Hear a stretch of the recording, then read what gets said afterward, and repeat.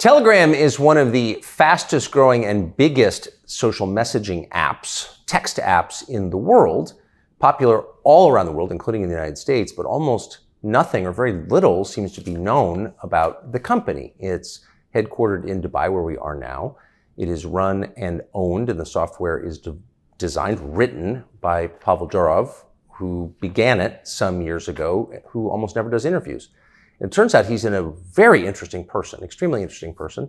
We learned that the other day while talking to him, and he has agreed to sit down and tell us about himself and his company, and we thought it'd be definitely worth hearing. And with that, Pavel, thank you for joining us. Well, thank you for having me.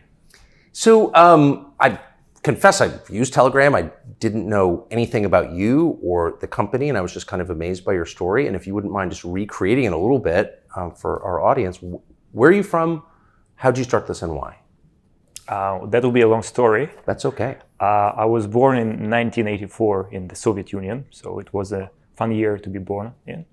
And back then, I could witness, the deficiencies of the centralized system we had in the Soviet Union. When I was 4 years old, my family moved to Italy, where I could compare what I saw in Turin, Italy, with what I experienced in the Soviet Union. And I thought the capitalist system, the free market system, is definitely better, at least for me. And I went to school in Italy. I became sort of a part of the European as a result. But then when the Soviet Union collapsed, we decided to move back to Russia. In Italy, though, me and my brother, we had a lot of fun time. He was shown live on Italian TV as a young prodigy kid who could solve cubic equations in real time, being just 10 years old, and that was considered to be impossible back then in Italy. I don't know what a cubic equation is, so yeah, it sounds difficult.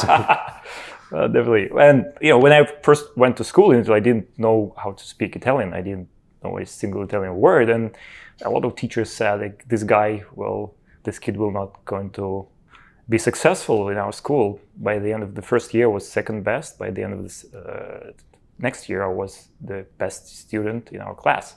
So it also showed me that, you could excel, you could compete. I liked that competitive environment.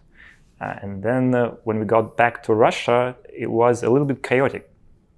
The only reason we got back is my father got an offer to run one of the departments in the St. Petersburg State University. He's one of the famous scholars and writers dealing with ancient Roman literature. And that experience was very different, and I still enjoyed it, because in Russia in the 90s, you had these experimental schools where you were taught everything. Like, we had 6 foreign languages. We had math, like very specialized. 6 foreign languages at once? 6 foreign languages in parallel.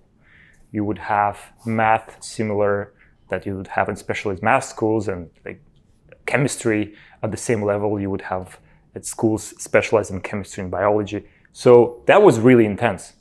My brother, he became the world champion in maths, in the international Olympiads in maths and programming many times in a row, absolute best. Myself, I was just the best student at my school. Also did some victories in local competitions in several areas, but we both were very passionate about coding and designing stuff. And because we brought this IBM PC XT computer from Italy back in the early 90s, we were one of the few families in Russia who could actually teach ourselves how to program. And we started to do that. I was in the university, I was building websites for my fellow students. And as a result, I started a company that became what they call the Facebook of Russia. We don't like to name it that way because we actually managed to do a lot of things before Facebook, and that defined how the social media industry developed in the years to come. The company's name was VK. I started it when I was 21 years old. I just graduated university. And it eventually became the largest social network, the most popular social network in Russia, Ukraine, Belarus, Kazakhstan, and a bunch of other post-Soviet countries. That was a significant effort on my side because I, at a certain point, was the sole employee of the company. I would write the code myself, I would do the design myself, I would manage the servers myself. It was quite intense. I even responded to customer support requests. Barely slept, but that was a fun time when I was 21, 22 years old. And then the company grew, like I said, to somewhere about 100 million active users, which was a lot back then. It was, I think, 2012 or 2011 when we faced our first issues in Russia. Because you see, I was still a big believer in these values of free market, freedoms, freedom of speech, freedom of assembly.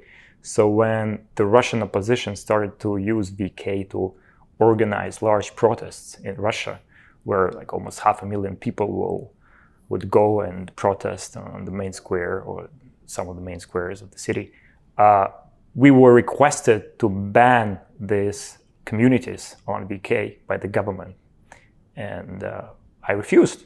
So the government asked you to shut down communications between their opponents. Well, VK is a social networking platform, right. So they have this large public communities that anybody can join, anybody can read what people are discussing or what the administrators are posting. They can comment, they can share. So it was a tool for these protesters to organize themselves. Back then, it wasn't about us, siding with one side, with one part of the political fight or the other. It was us defending the freedom of speech and the freedom of assembly, which we believed was the right thing. But that didn't go too well with the government, and they were not too happy about that, I would say. And in a few years from then, in 2013, we had a similar situation where you had these protests in Ukraine where people again would use VK to organize themselves and go to the main square of the city and show their disagreement with the government. Yes. And we received a request/demand from the Russian side saying you have to give us the private data of the organizers of these protests. And our response was, wait a minute, this is a different country. We won't betray our Ukrainian users because you ask us to do that. We decided to refuse, and that didn't go too well with the Russian government as well. So at the end of that year, I had to make a difficult decision because I was offered basically a choice between two suboptimal options. One of which was I would start complying to whatever the leaders of the country told me to do. The other one was I could sell my stake in the company, resign as the CEO, and leave the country. I chose the latter. If I can just ask you to pause, it's a little strange because I have heard people say that Telegram is a part of the Russian government, and you're describing the opposite. You're saying you had to leave the country because you wouldn't bow to their demands.